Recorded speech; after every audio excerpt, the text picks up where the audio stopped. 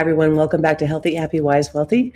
On today's episode, we're going to go look at Epstein stuff. And I think I painted myself into a corner with this because if I'm talking about healthy, happy, wise, and wealthy, why is it like this? Can we do it better? Why is the wisdom of the world doesn't seem very wise? Why are things the way they are, and can they be done better? We have to look at what just came out in between season 1 and season 2. So I stopped, we had this little 2-week break, and in between there I had chaos going on for me because I'm, in the spirit of being realigned to what is important. I am switching jobs, and so that is a thing that is happening just so I can be healthier. We have to do that first, right? And all these amazing guests that we've had, about 36 episodes, every single piece of it is such an important part of making sure we are grounded and thriving. It is very hard to be grounded and thriving when there is so much that is working against us. So the Epstein files, it's so based in the US. All this human trafficking is based so much in the US, and we are the ones that seem to not be able to talk about it or look at it. And I think we're tired. I think we're sick of political battles. I think we're sick of hearing about stuff. And this is a guy who died, and he trafficked some women, but he's gone, so we don't want to deal with it. It is so much more than that. You cannot actually go more than a couple seconds into an interview with him, or more than just a file, without realizing the trails are so long and so deep, and they cover about every aspect of life. So I want to look at this in a way to kind of guard our ability to still be present for what we're doing in the world and in our work and with our families and in our jobs. And we're trying to, be leaders or entrepreneurs or take care of our circle in the world. So I understand all that. And I have all the same things that I'm trying to do too. So I completely get it. But we have to look at it because it's just too big to not look at. So I'm going to share an interview that's on several different places on YouTube. And this is, it's not a leaked interview. It's on the Department of Justice website, but the Department of Justice has made it kind of hard to find information. So we're going to look at it and just watch it on YouTube for a second. And there's more than one place you can watch it on YouTube. So in this interview, the one thing that there's some takeaways that I feel like we need. One thing is, this is a calm man. He is well-spoken. He's a little bit almost bumbling. Like, you don't look at him when you listen to him and think predator. You think, yeah, he's a nice guy, probably. I mean, he seems very cordial. He is well-spoken, intelligent, can talk about, the soul and all this different stuff that he talks about in here. And yet, when we dive into what he did, it is so much worse, as if trafficking is not bad enough. Not just trafficking teenagers. We're talking babies, infants, missing children from around the world. And then he's he's involved with the Rothschilds, with the Rockefellers, with people who are looking into human cloning, all these things. And I'll show you some files.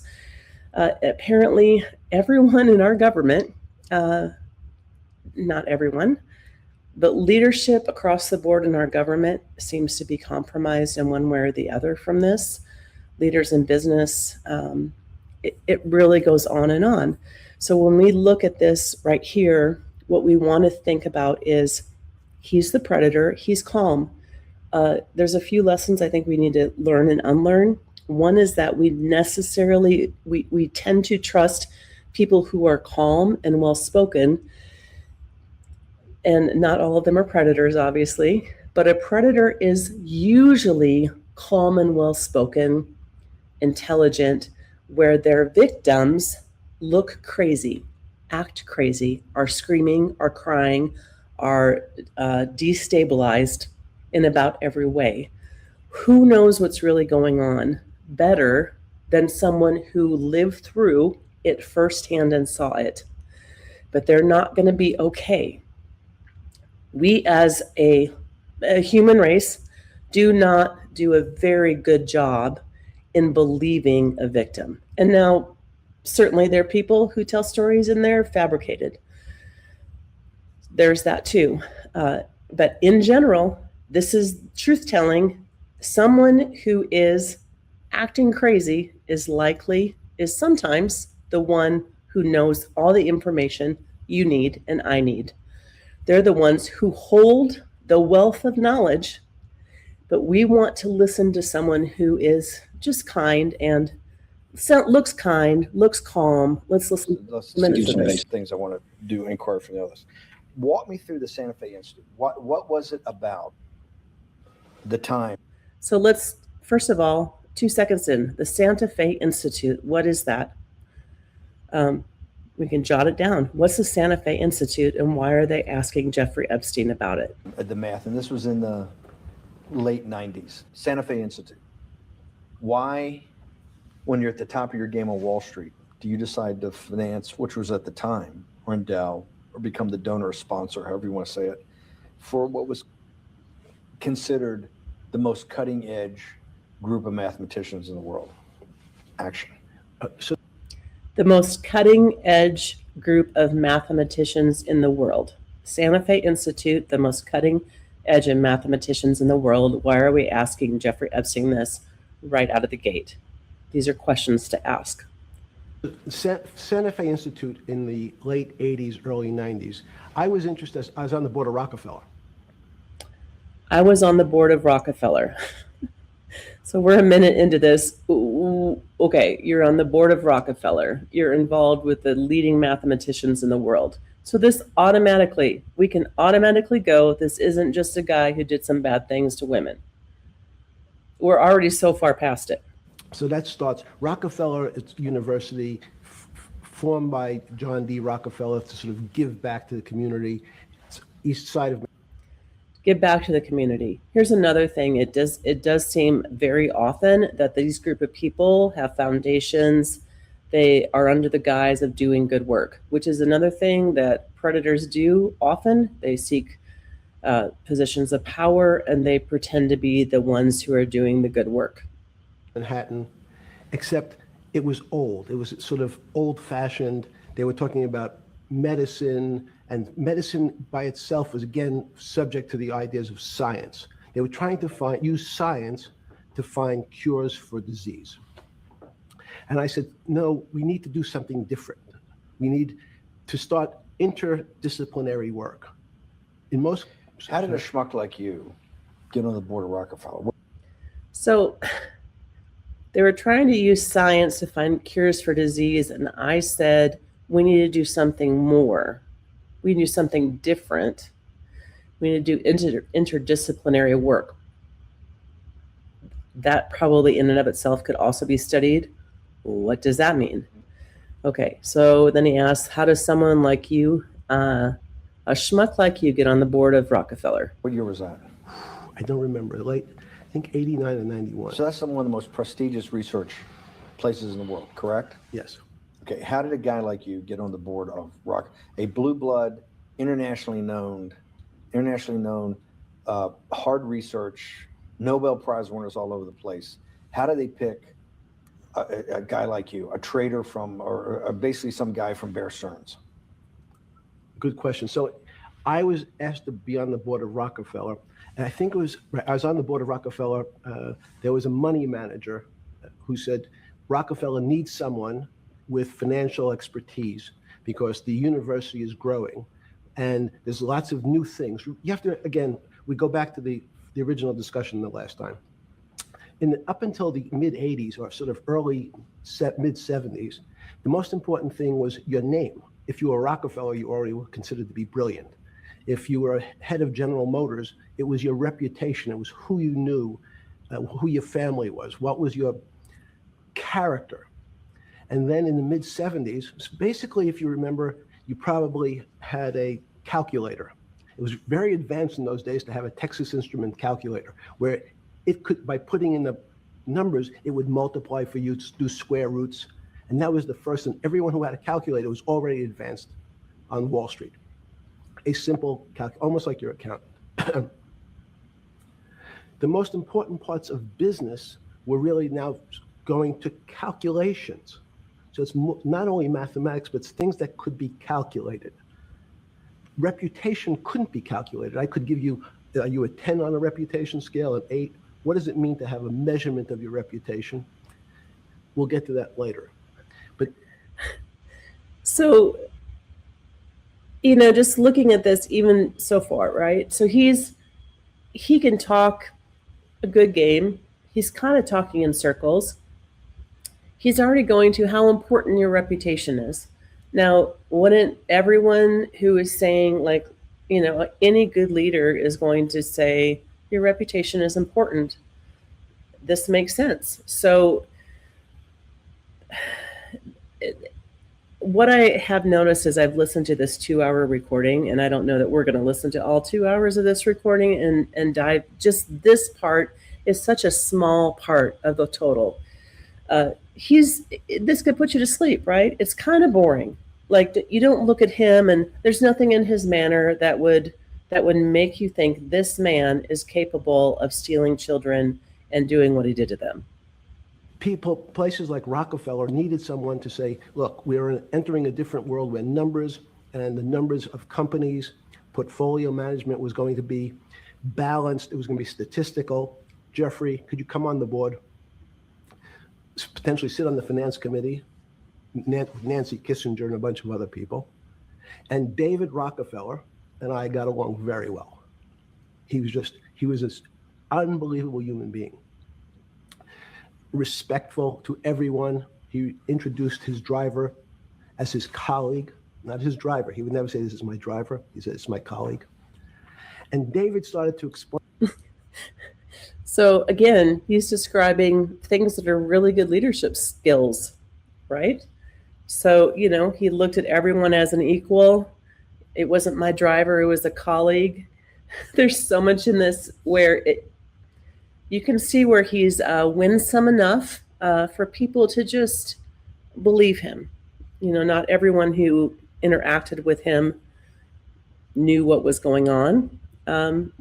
It's just easy to believe him. He's not the only predator like this in the world. There is this thing where it's like you can't look in his eyes and see a demon, right? You don't see that thing. You just see like this calm, gentlemanly man.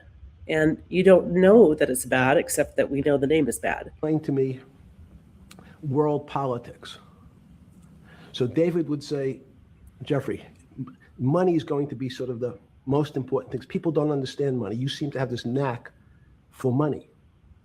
I said to David, tell me about your life. What was the worst and the best part of your life? So David said, when I grew up, everyone knew I was a Rockefeller. They didn't know that my father told me he would not leave me a dime, no money. But every time we went out to eat, me and my 5 friends in school, they would leave me the bill. They would expect me to pick up the check because I was a Rockefeller. And he said, I was chairman of Chase Bank.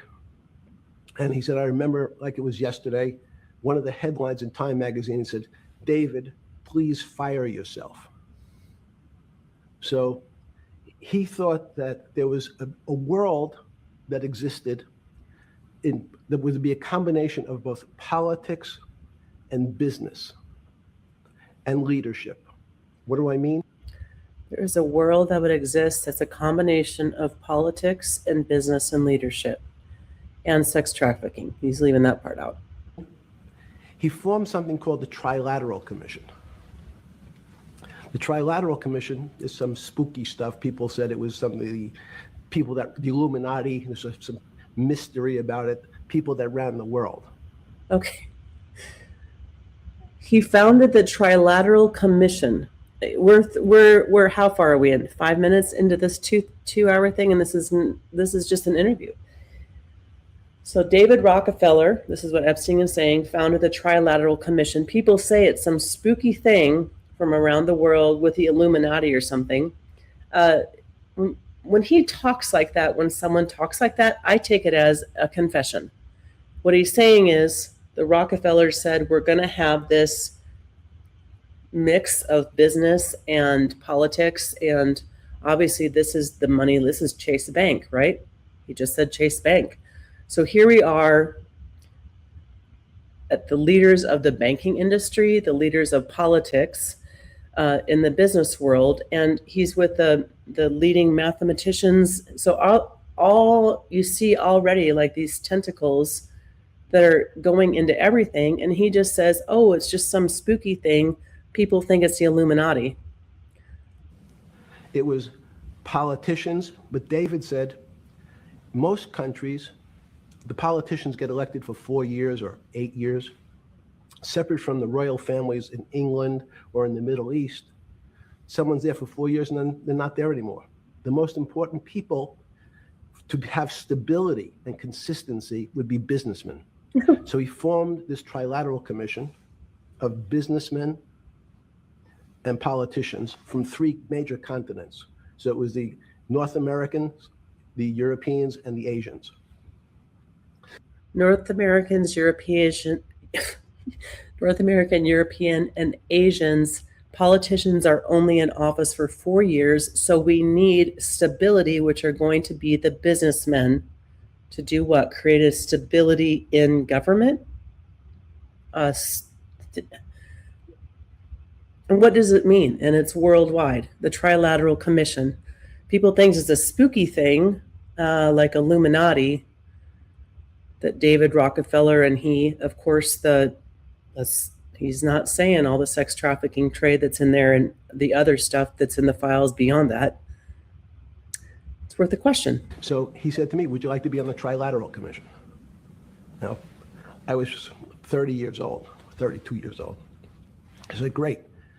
And he said, well, you have to fill out. At 32 years old, he's on the Trilateral Commission, a worldwide organization where business and politicians work together, and probably the business people with the money choose who they're going to put in office because they're the one who have to fund the campaigns. Out this application, so they have your bio. And I looked at the list of people, and it was Bill Clinton, former president of the United States, Paul Volcker, every great leader in America, the Asians, the Japanese. Who's Paul Volcker? So we know who Bill Clinton is. Who's that? Okay. And with a very long description of their history.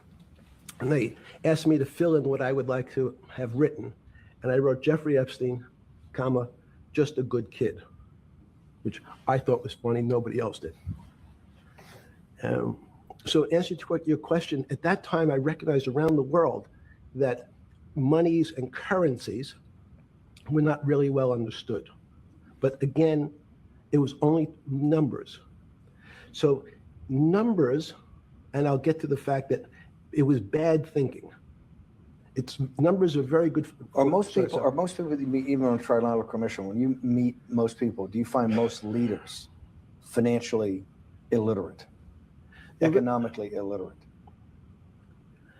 Most political leaders don't come out of a background of finance. Most political leaders come out of a background of being popular.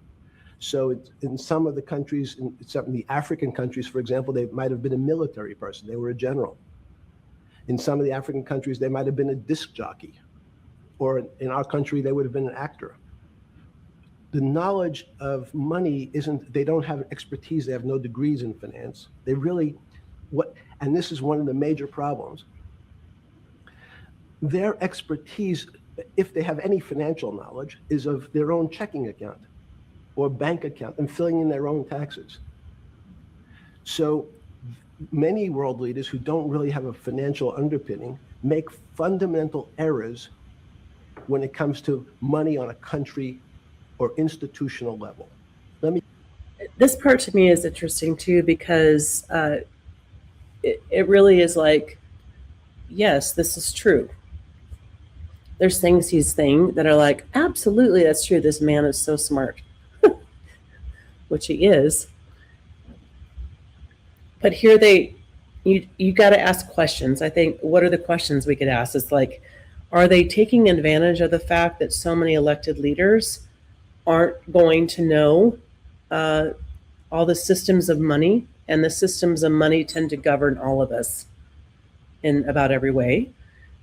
So is this an avenue where Rockefeller's Illuminati, I'm going to show you an Illuminati thing in a second, can easily control governments, elected leaders, because government leaders don't have a background in all these things?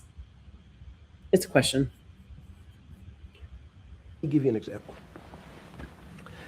If you, Mr. Bannon, if I said your assets increased last year, you'd say, that sounds pretty good.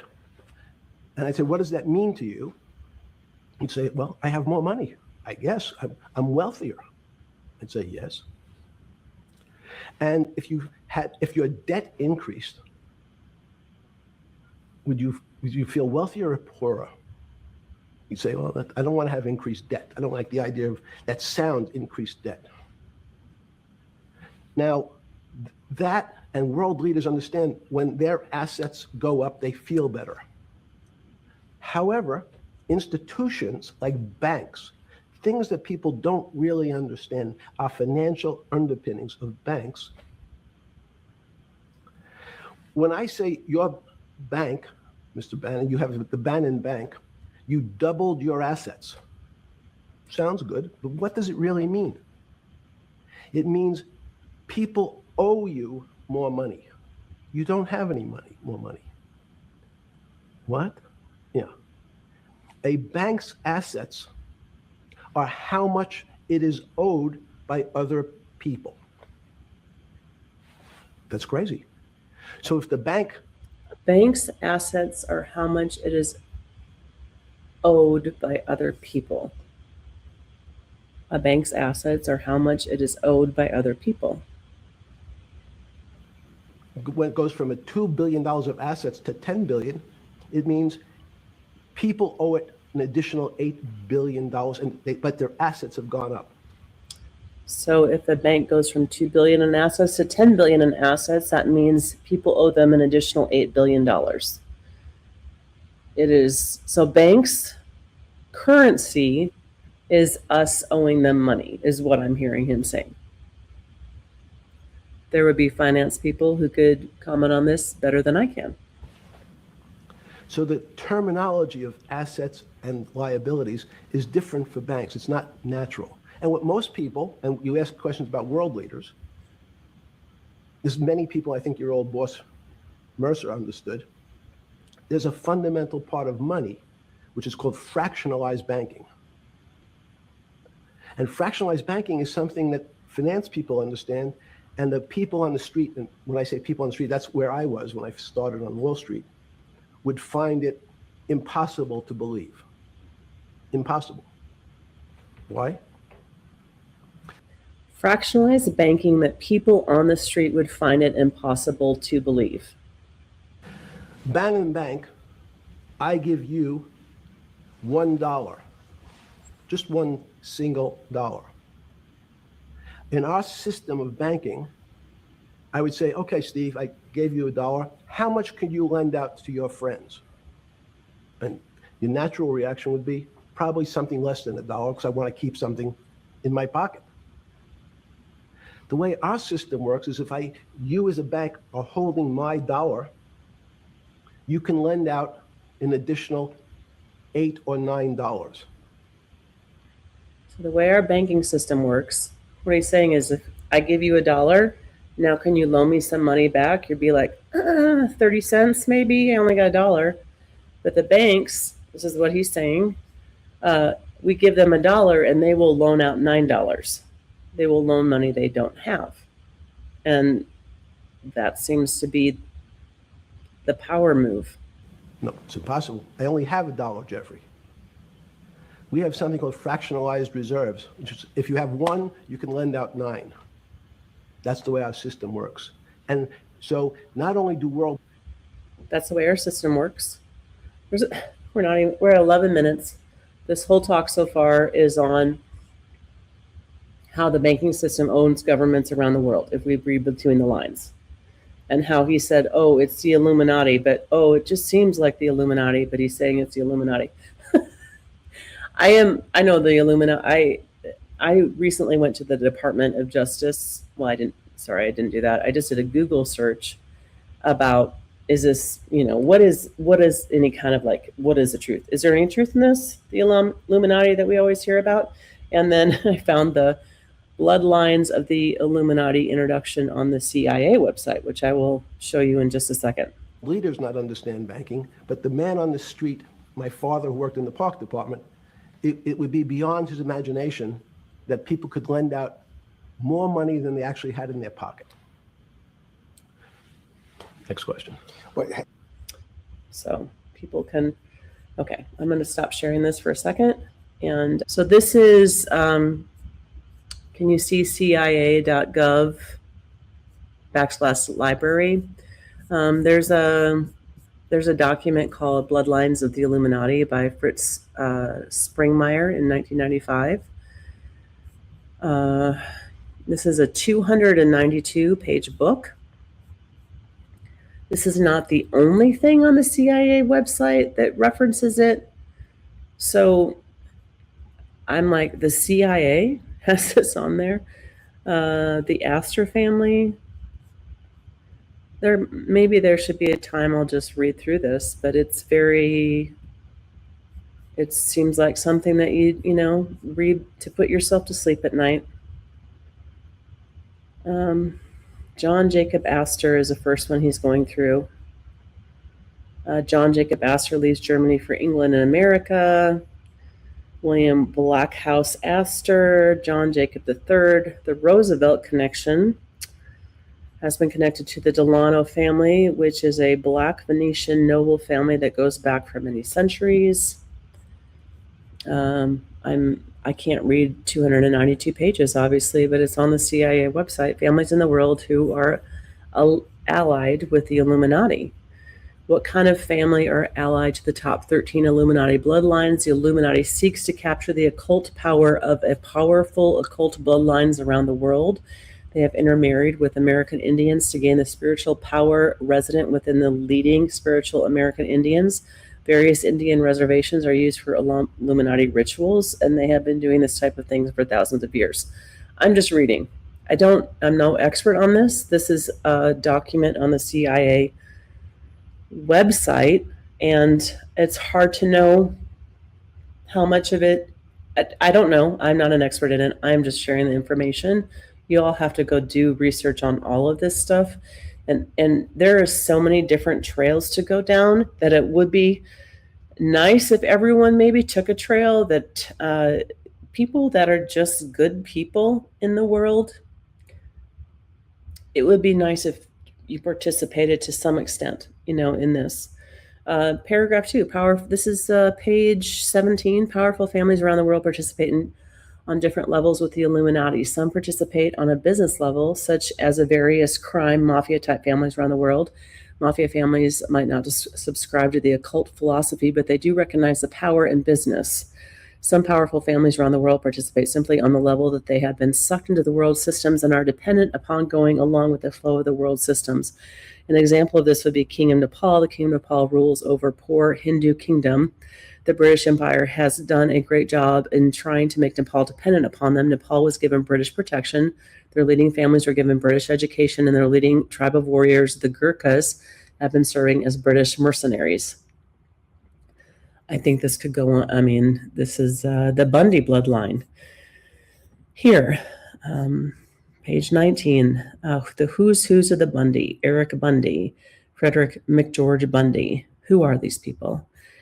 More, Harvester Hollister, Eric Bundy, McGeorge Bundy, Harry Bundy, the Collins bloodline, Collins family, who have been the first to be in the Astor and the Bundy family. Now we're on to the Collins family. At some point, This is from 1995, so it's not even going to go into all the things that are the Epstein's. Looks like it's naming Playboy magazine. Presidents are in here. Presidents Madison and Lincoln were married to Todds. Lincoln's wife, Mary Todd, was into the occult. I'm just reading. Again, CIA.gov/library, Abbott, ABBOTTABAD- Bloodlines of the Illuminati. So that is something that I will read more on, and hopefully you will too. And we can wonder together. Page 48, the DuPonts, a dynasty of satanic royalty. Sitting down to write about the DuPonts reminds me of two other families recently. John Coleman, a researcher of the elite, commented to me when he had researched the Queen of Denmark and had discovered the royal Danish family was slipping away secretly from everyone, and the leaders of Freemasonry in Denmark and the Danish royal family princes had been active Masons. John Dale wrote a book, The Prince and the Paranormal, which goes into the secret occult activities of the British royal family, especially Prince Charles, but also many other royal family members too. Okay, so that is page 48 of that. And like I said, this is more than just a little thing that Jeffrey Epstein, did just these little bad things, and now he's dead. There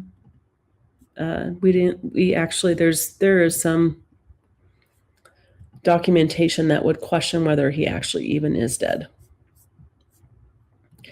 And in the hours that I've tried to just go through and prepare for what do you even begin to say, there's so much that you can barely even, you do a little scratch like we did in 10 minutes with Jeffrey Epstein, and we have now thousands of hours of things we could study to figure out what is truth. And it seems questionable that the government's going to do that for us, or that news coverage is going to do that for us. Why not the news? Because who owns them seems to be tied in with this. It's the money that runs the world, the Rockefellers, the Rothschilds. We have here, okay, so we're back to, I'm still scrolling through this book, a 292-page book of Bloodlines of the Illuminati. Page 62 is the Freeman bloodline. The amazing thing about this family is not that is a family that people would have thought as being one of the top 13. However, for me as a researcher of the elite and satanic hierarchy, the name pops up with surprising frequency. For instance, Stephen M. Freeman runs the Legal Affairs Department of the Civil Rights Division of the Anti-Defamation League, which is a daughter of the B'nai B'rith. I'm saying that wrong. The ADL is a dangerous organization controlled by the hierarchy. The Illuminati drugged money to fund the organization. Another Freeman is Walter Freeman, who introduced the lobotomy into the U.S. with James W. Watts in 1936. The frontal lobotomy was a brutal method of mind control that has been permitted to be done on us, under the disguise that it is a benefit to humanity. Then there is Simon Freeman, an important intelligence officer, and the list goes on of other people that are key in places in the Freeman name. The most important position of all, which removes all doubt that the family was at the top of the late Grand Master of the Pierre de Sion, was Gaylord Freeman. Again, CIA.gov/library, Abbottabad, ABBOTT, ABAD /compound is where I'm reading this from. And if you're saying, do I believe this? What do I know? I'm just sharing information at this point. I don't know how we can, I'm not an expert on this any more than you are. I'm just asking questions. And probably you aren't an expert either, I'm assuming. This is interesting. Page 67, Illuminati and Satanism. Due to the time restraints, I haven't progressed as far in my research as I would like. Again, this was written in 1995 or published then. However, I have been able to identify one Freeman in the Illuminati. He was Minnesota's Governor Orville Freeman, who appointed Walter Mondale to the position of Attorney General when Walter was just 32 years old. Walter Mondale later enjoyed the status of being the only U.S. Senator on the Trilateral Commission. Oh my gosh. I'm just scrolling through there. There's a Trilateral Commission again.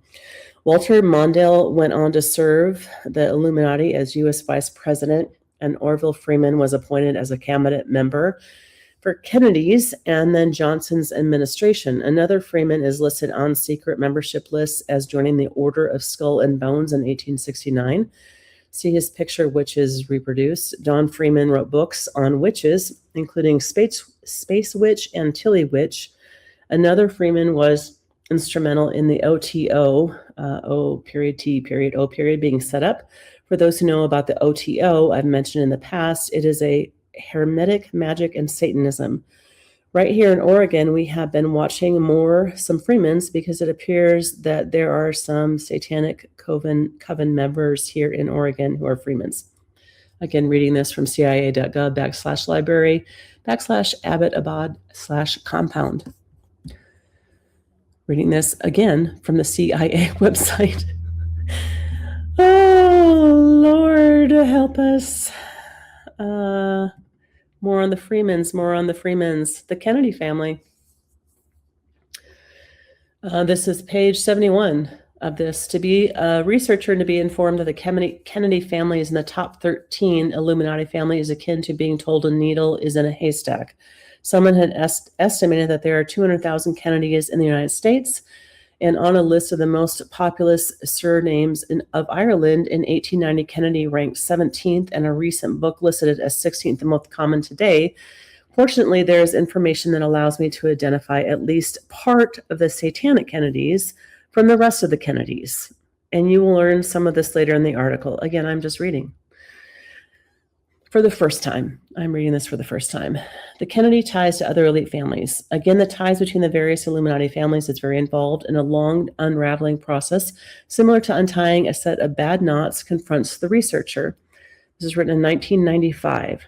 The Kennedys that we will look at closest are the Fitzpatricks, a powerful Irish family with a coat of arms, has three fleur-de-lis, I don't know how to say fleur-de-lis, with a dragon and a lion. The Fitzpatricks may tie back to France, and they may be part of the Sangral, I'm saying that wrong, is a term used in older manuscripts, which can mean both royal bloodline and Holy Grail. Jackie Burver, I'm saying that wrong too, Kennedy Onassis, who married John F. Kennedy, was tied to the, oh my goodness, Auchincloss via her sister's marriage into the Auchincloss Auchincloss family. The Auchinclosses are a Scottish bloodline of the Illuminati. One can fairly hear the wolf and tweet of history whistle through the names of the ramified Auchincloss tribe: Bunt, Grosvenor, Rockefeller, Saltonstall, Tiffany, Vanderbilt, and Winthrop, among others.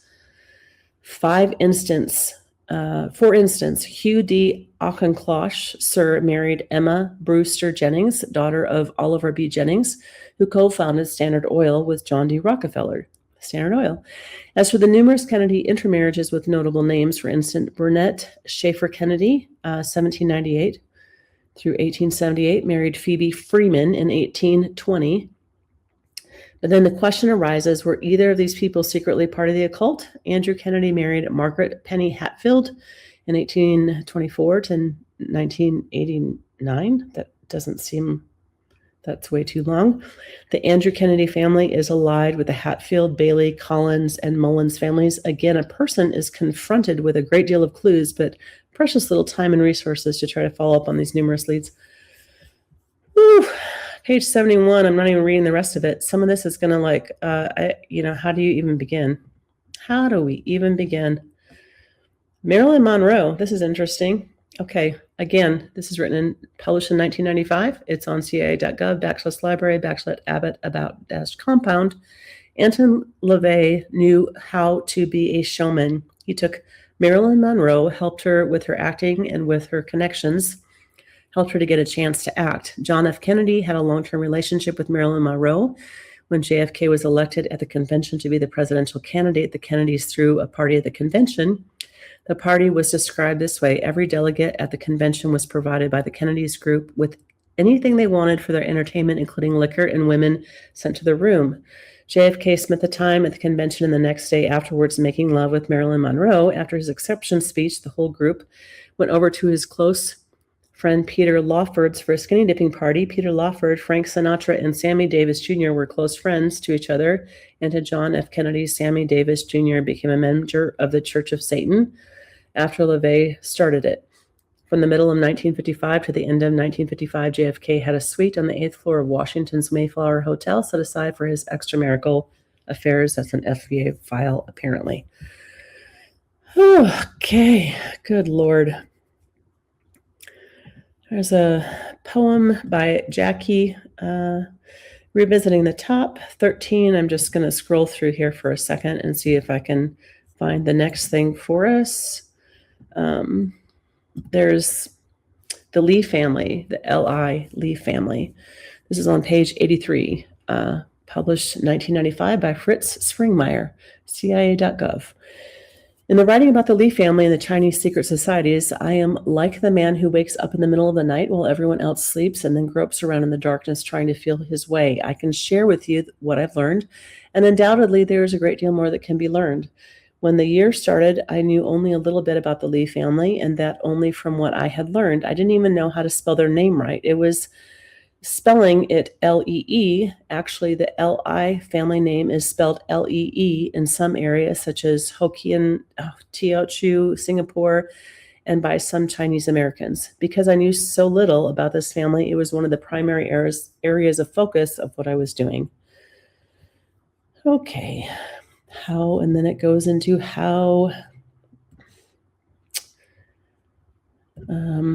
these people, Lee met Mao, closer look of the Illuminati family in Hong Kong, the rest of the Lee Hong Kong clan, triad leaders of the family. There's bibliographies, newspapers. I'm on page 90 now of this. Again, doing a very, very fast look through this book. Page 92, triad rituals. Triad rituals were an elaborate affair, but have continued to be streamlined over the years. The ritual initiation drew from three religious sources: Taoism, Buddhism, and what we might be called Confucianism. Taoism emphasized the importance of blood ancestry, of magic, and alchemy. The traditional initiation also lasts about 8 hours and includes ritual dance, secret handshakes, a blood sacrifice, and pricking the finger of new initiates. The triads have an extremely long history and a long heritage. In order to try to capsulize what they are, one has to look at what they are doing in a particular moment. At times, they are a secret fraternity like the Masons. At other times, they have more appearance of a revolutionary army, and other times they look like the mafia. They are all these things, and so they are a much more complex group to understand than some of the other secret societies that might fit into a nice label. Sometimes their services as hitmen are hired out to others. Their heritage and history makes them almost a subculture in a subculture that is difficult for law enforcement agencies to penetrate. Their blood, oath, and traditions bind them together. Okay, this is written, again, published 30 years ago, almost 30 years ago. So we're talking about things that have been going on a long time, and they are referencing things going back for quite a long time, hundreds of years anyway. Page 97, the Onassis bloodline, Onassis, the Onassis bloodline. Again, this is on the CIA.gov website, Bloodlines of the Illuminati by Fritz Springmeier, 1995. I'm just sharing it, not giving anything except for reading it, and you all are adults and try to to me, what it means is there's a lot more that we need to dive into and understand versus these really simplistic conclusions that we've come to. And also, it is overwhelming for sure to try to, as a human, a regular human who doesn't have access to all kinds of, ability to track this stuff and understand it at the level where they're controlling the world. What do we do with it? These are questions that are hard to answer, and certainly I don't know who can answer it. There's going to be opinions, right? At the end of the day, it's going to be, I feel like we're going to get smaller. We're going to trust the people we know more. We're going to trust the official story less. We're going to realize that people who are calm and in control aren't necessarily good people. We're going to have to realize that, this is my opinion, left versus right is more of an illusion than anything, because the people that have the money are funding both sides. So the actual control, it feels like more of an illusion of, and we think it's the president of the United States that has all the control. That's not what we're hearing from Jeffrey Epstein. He basically says, yeah, all these leaders, they don't know much. So, we have to be basically in control of them with the money. So things keep going the way they're supposed to, is my, I'm reverbalizing what he's saying there. So super fast, page 97, CIA.gov library. The Onassis bloodline. Aristotle, Socrates, Onassis, named after two Greek philosophers, went from being totally broke at age 21 to being a millionaire at age 23. His father's first name was Socrates. Aristotle was an Illuminati king, a shipping tycoon, an intelligent, ruthless, hard-driving man, a man of the world who spoke a number of languages, such as French, Spanish, English, Italian, and Turkish. He married JFK's widow.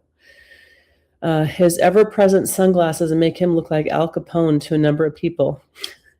Jackie, I don't know how to say Kennedy Onassis, her father was a member of the Society of the Cincinnati, the American equivalent of the Order of the Garter. Her father, Black Jack, was corrupt, what is known as a womanizer. He worked at making a living from the stock market. Jackie's stepfather was the Auchincloss family, an elite family. Her stepfather's second wife before Jackie's mother was Senator Thomas Gore's daughter. Her stepfather was in naval intelligence. Jackie went to schools that the children of the elite go to. On the anniversary of JFK's assassination, Orville and Jane Freeman were the only ones to remember that date or say or do something about it. Jackie went that day to Central Park and had a good cry. Okay. So more and more now connections into Europe, Aristotle's friends, evidence of conspiracy. Howard Hughes, a self-made millionaire and genius. Howard Hughes was not part of the system, so he was fair game to destroy. Even millionaires like Hughes and Hunt brothers have to toe the line, or they can be taken out by the Illuminati. This doesn't mean Howard Hughes was virtuous. Howard Hughes gave Nixon's brother Donald a $250,000 loan in 1956 in order to continue having vice pres Nixon in his pocket. Hughes has been a supporter of Nixon for many years. So keeps getting more interesting, don't you think? The Rockefeller bloodline, page 105, one of the 13 satanic bloodlines. We just heard Jeffrey Epstein, being on the board of the Rockefellers. One of the 13 satanic bloodlines that rule the world is the Rockefeller bloodline. Today, there are around 190 members of the family. Now, today was 1995. This is written by Fritz Springmeier, Bloodlines of the Illuminati, on the CIA.gov website, which is why I'm reading it. The Rockefeller bloodline. One of the 13 satanic bloodlines that rule the world today is a Rockefeller bloodline. Today, there are around 190 members of this family with a Rockefeller name, and of course, some others by other last names. The article is to explore further for those who want to investigate the Illuminati, how the Rockefeller bloodline is involved in the promotion of occult and Satanism, and how they are involved in the control of the Christian denominations. Interesting. This article keys in on just one family, the Rockefellers. To understand the full extent of the Illuminati's control of religion, including Christendom, would require perhaps several books. The Illuminati itself draws its lifeblood from around 500 very powerful families worldwide. This article will not attempt, this 292-page article they're talking about, looks like a book. This article will not attempt to explain their networks and the many organizations of the Illuminati. It will not even try to do this for the Rockefellers. In fact, no one knows how many trusts and foundations the Rockefellers have. No one knows how many trusts and foundations the Rockefellers have. They have hidden trusts within secret trusts within secret trusts. They have hidden trusts within secret trusts within secret trusts, the Rockefellers. It is estimated that they have between 200 and several thousand trusts and foundations. The finances of the Rockefellers are so well covered that Nelson Rockefeller did not pay 1 cent in income taxes in 1970. Yet he was perhaps the richest man in the U.S. The Rockefellers exert enormous influence over religion in this nation in the following ways. One, they provide a large share of money that seminaries in the United States need to operate. 2, they provide a large share of money that universities need to operate. Education influences the religious values of our people. 3, they provide large grants to various religious organizations. 4, their influence and control helps determine who will get publicity in the major news magazines and on television. 5, their influence has contributed to various anti-Christian organizations being set up. So they're playing both sides. 6, they directly help control certain religious groups such as Lucas Trust, Lucis. Wow. In the book, the Rockefellers' influence is both subtle and not so subtle. In the book, this is page 104, 105 of this.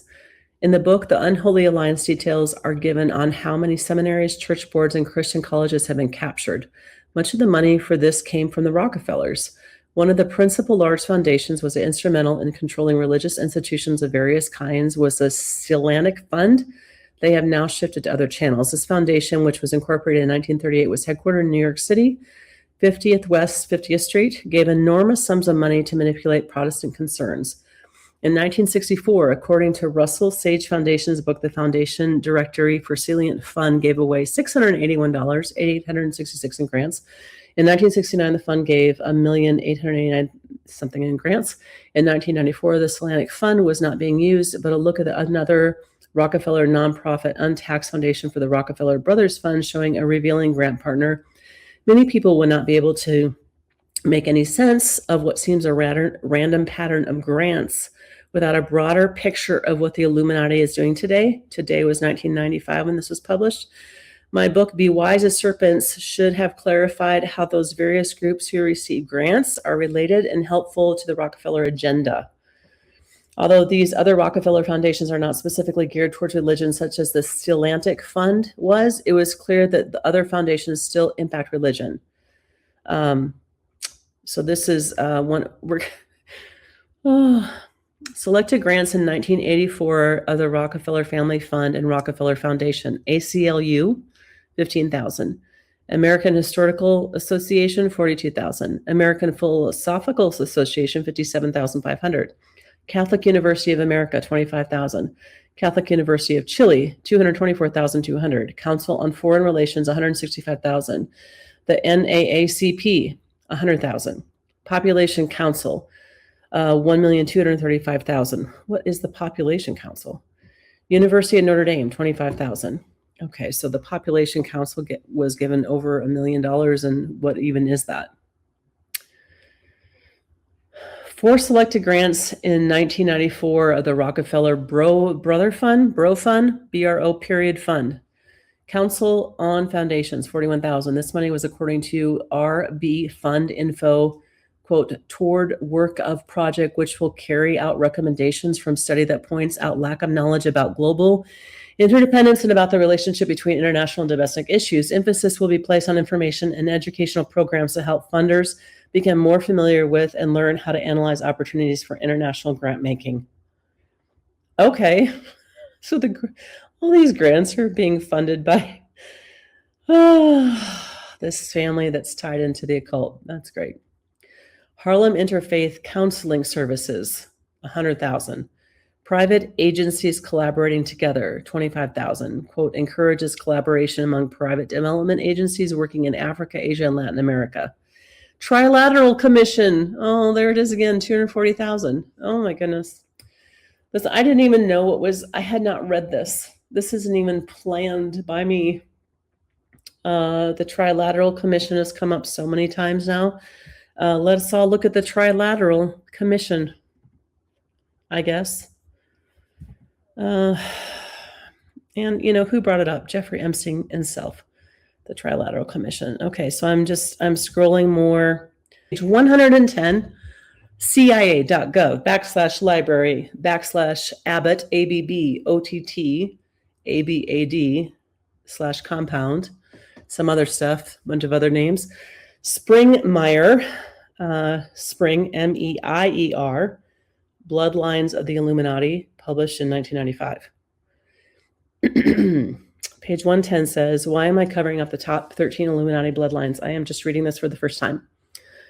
I have also been asked, who are the Illuminati? Who are the people at the top of the conspiracy? Who are the generational satanic families? The Illuminati consists of 13 magical and powerful bloodlines. There are also some of the most powerful bloodlines that are worth naming, but if they are the Illuminati, they have blood ties to one of the 13 powerful lineages. About half the Illuminati people I know have had their parentage hidden from them.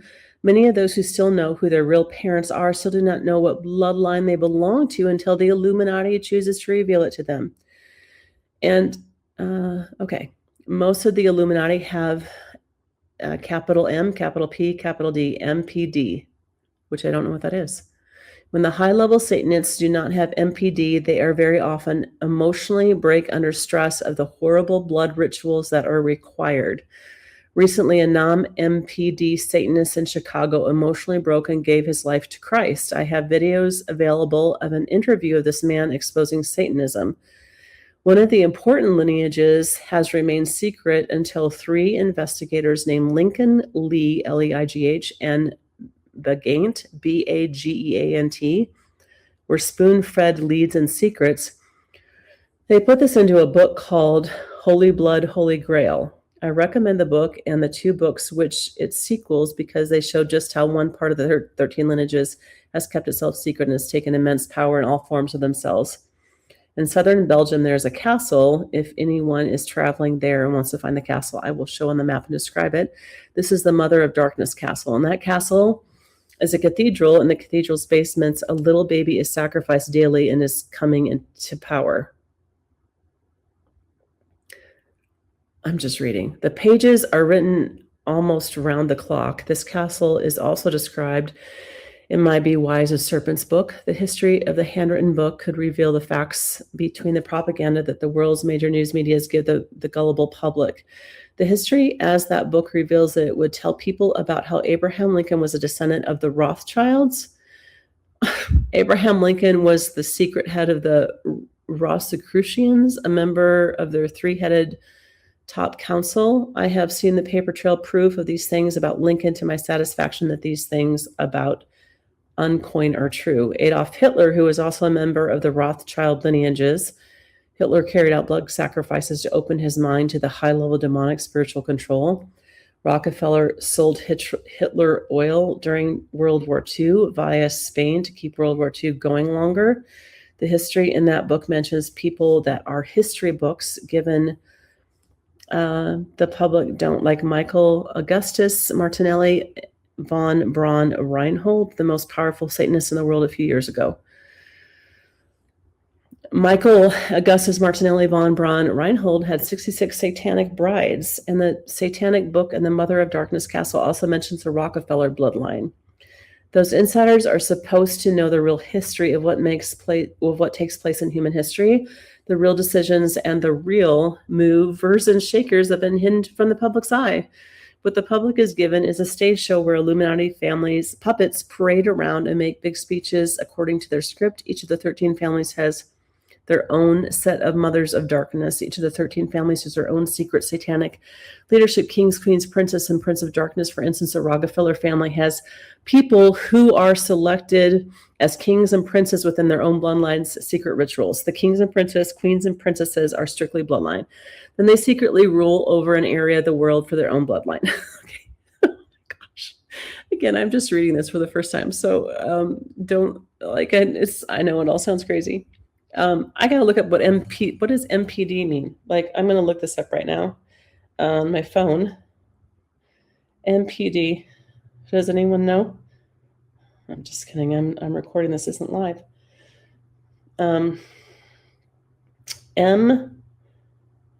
MPD. Multiple personality disorder? Does that make sense? Most of the Illuminati have multiple personality disorder.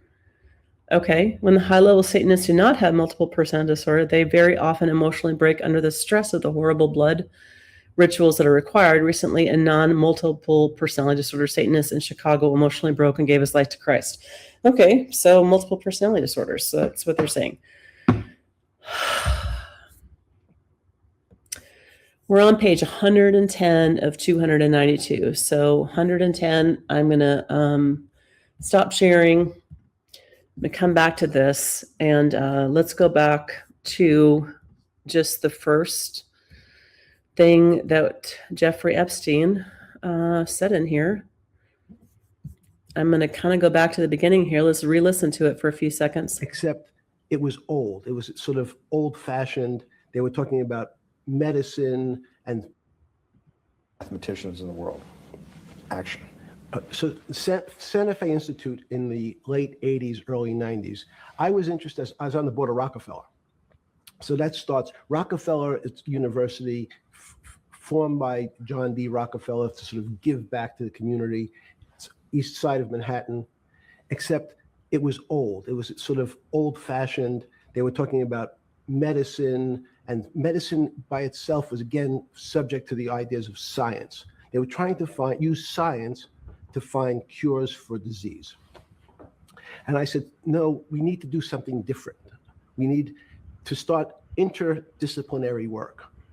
In most, How did a schmuck like you get on the board of Rockefeller? What year was that? I don't remember, I think 89 and 91. So that's one of the most prestigious research places in the world, correct? Yes. Okay, how did a guy like you get on the board of a blue blood? So he's talking about the same time frame that basically this book is talking about too, in the late 80s, early 90s. Internationally known, hard research, Nobel Prize winners all over the place. How do they pick a guy like you, a trader from, or basically some guy from Bear Stearns? Good question. So I was asked to be on the board of Rockefeller, and I think I was on the board of Rockefeller. There was a money manager who said Rockefeller needs someone with financial expertise because the university is growing and there's lots of new things. You have to, again, we go back to the original discussion the last time. Up until the mid 80s or sort of mid 70s, the most important thing was your name. If you were Rockefeller, you already were considered to be brilliant. If you were head of General Motors, it was your reputation. It was who you knew, who your family was, what was your character. And then in the mid 70s, basically, if you remember, you probably had a calculator. It was very advanced. Let's stop and say, like, this hits different when after you go, wait a second, bloodlines at the Illuminati, all about their bloodline and their name. And now he's saying reputation is all about the name. So, and that's, it's true. Your reputation is your name. That's not untrue. In those days to have a Texas Instrument calculator where it could, by putting in the numbers, it would multiply for you to do square roots. And that was the first, and everyone who had a calculator was already advanced on Wall Street. A simple almost like your accountant. The most important parts of business were really now going to calculations. So it's not only mathematics, but it's things that could be calculated. Reputation couldn't be calculated. I could give you, are you a 10 on a reputation scale, an 8? What does it mean to have a measurement of your reputation? We'll get to that later. But places like Rockefeller needed someone to say, look, we're entering a different world where numbers and the numbers of companies, portfolio management was going to be balanced. Okay, I had to go back to this one thing. It was very advanced in those days to have a Texas Instrument calculator where it could, by putting in the numbers, it would multiply for you to do square roots. And that was the first, and everyone who had a calculator was already advanced on Wall Street. A simple almost like your accountant. The most important parts of business were really now going to calculations. So it's not only mathematics, but it's things that could be calculated. Reputation couldn't be calculated. I could give you, are you a 10 on a reputation scale, an 8? What does it mean to have a measure? It's very interesting coming to me. I think, it just seems like some ramblings for a while with Epstein, but I'm not so sure that there isn't more in it now that we know how many layers there is. So if he has put, especially he's so interested in mathematics, in funding different things also related to genetics and the mathematical part of that. That'll be another episode. I've looked at, again, there's so much in this, and it's just me and it's just you, and we're just trying to let go. What does this mean to us? And I think it means a lot, like more than we want to admit. I do think it's just very important that we understand. So if he says there's some, how do we quantify reputation? Maybe there's more in it than just, maybe this is an actual thing that they look at. Measurement of your reputation. We'll get to that later. But places like Rockefeller needed someone to say, look, we're entering a different world where numbers and the numbers of companies, portfolio management was going to be balanced. It was going to be statistical. Jeffrey, could you come on the board? Potentially sit on the finance committee, Nancy Kissinger and a bunch of other people. And David Rockefeller and I got along very Nancy Kissinger, David Rockefeller. Very well. He was this unbelievable human being. Respectful to everyone. He introduced his driver as his colleague, not his driver. He would never say, this is my driver. He said, it's my colleague. And David started to explain to me. So we just read that multiple personality disorders are part of people that are part of the Illuminati bloodlines, and Rockefeller's part of them. So I don't know. World politics. So David would say, Jeffrey, money is going to be sort of the most important things. People don't understand money. You seem to have this knack for money. I said to David, tell me about your life. What was the worst and the best part of your life? So David said, when I grew up, everyone knew I was a Rockefeller. They didn't know that my father told me he would not leave me a dime. No money. But every time we went out to eat, me and my 5 friends in school, they would leave me the bill. They would make. It's a good little sob story to get people on your side. Expect me to pick up the check because I was a Rockefeller. And he said, I was chairman of Chase Bank. And he said, I remember like it was yesterday, Again, Rockefeller's chairman of Chase Bank. Rockefeller's listed in this Illuminati satanic cult. Headlines in Time magazine said, David, please fire yourself.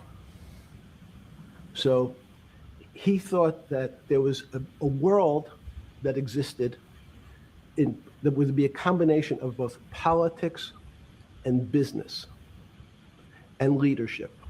What do I mean? He formed something called the Trilateral Commission.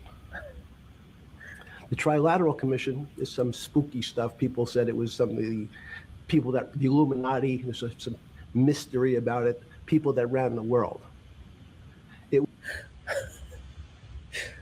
There's some mystery about it, the Illuminati, people who ran the world, the Trilateral Commission. Was politicians, but David said most countries, the politicians get elected for 4 years or 8 years, separate from the royal families in England or in the Middle East. Someone's there for 4 years and then they're not there anymore. The most important people to have stability and consistency would be businessmen. So he formed this Trilateral Commission of businessmen and politicians from 3 major continents. So it was the North Americans, the Europeans, and the Asians. So he said to me, would you like to be on the Trilateral Commission? Now, I was 32 years old. I said, great. And he said, well, you have to fill out this application so they have your bio. And I looked at the list of people, and it was Bill Clinton, former president of the United States, Paul Volcker, every great leader in America, the Asians, the Japanese, and with a very long description of their history.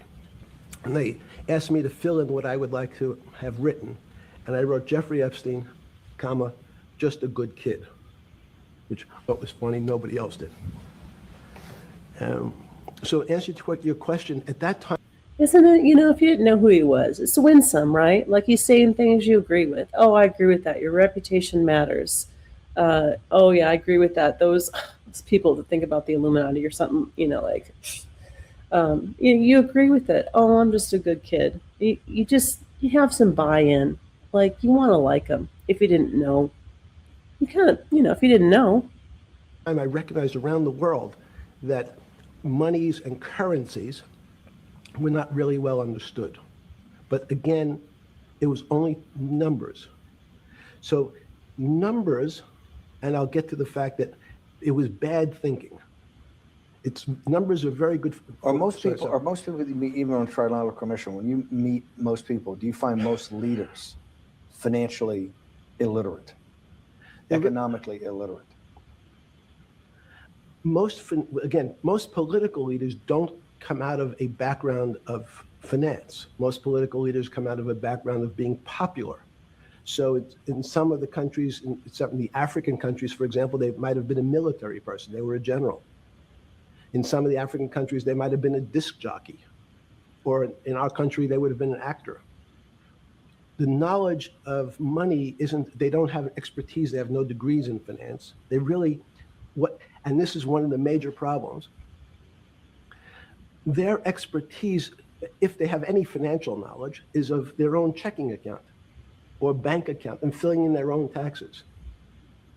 So many world leaders who don't really have a financial underpinning make fundamental errors when it comes to money on a country or institutional level. Let me give you an example. If you, Mr. Bannon, Before he gives the example, what I just heard him say is political leaders are really pretty easy to control because they don't understand money, and money is the thing that runs everything. Runs campaigns, runs elections, runs every single part of a country is based on money. And what he's saying, which I think is true, is politicians don't know a lot. So all this things about shadow government, deep state, Illuminati, it doesn't seem that far-fetched through the lens of people who know money, who have been knowing money forever, runs in the family, we'll just say. People that have the money certainly wouldn't have too hard of a time influencing politicians, influencing the course of the world because they have the money. if I said your assets increased last year, you'd say, that sounds pretty good. And I'd say, what does that mean to you? You'd say, well, I have more money. I guess I'm wealthier. I'd say, yes. And if your debt increased, would you feel wealthier or poorer? You'd say, well, I don't want to have increased debt. I don't like the idea of that sound, increased debt. Now, that and world leaders understand when their assets go up, they feel better.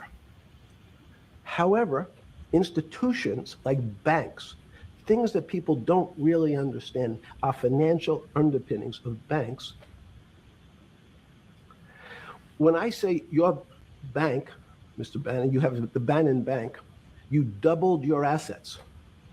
Sounds good, but what does it really mean? It means people owe you more money. You don't have any more money. What? Yeah. A bank's assets are how much it is owed by other people. That's crazy.